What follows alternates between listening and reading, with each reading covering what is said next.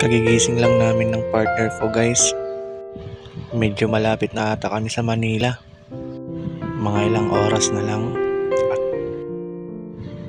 At ayun na nga, guys, nandito na kami. Panginoon, salamat. Di mo kami pinabayaan sa daan. Nakarating din kami sa wakas. Maraming salamat, Panginoon.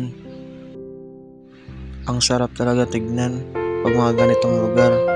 Nakakawala ng pagod at stress sa biyahe.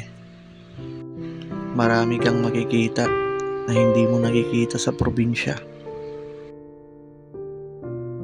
Panginoon, nandito na ako sa lugar kung saan ako magsisimula sa panibagong yugto ng aking buhay.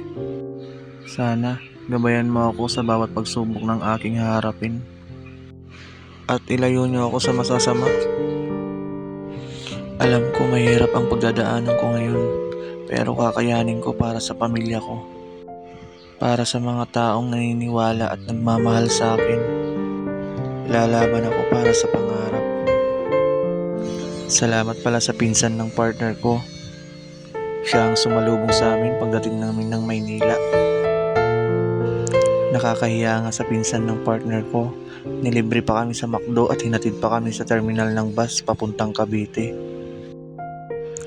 Nakakapagod, ang dami naming dala. Para kaming nagtanan, sa dami naming dala, parang di na kami babalik sa probinsya.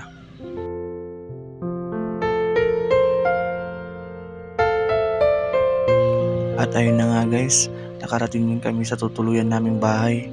Pansamantalang titira lang muna kami kay Tita. Hanggang dito na lang muna, guys. Ayusin namin ang mga gamit namin at magpapahinga kami. Salamat!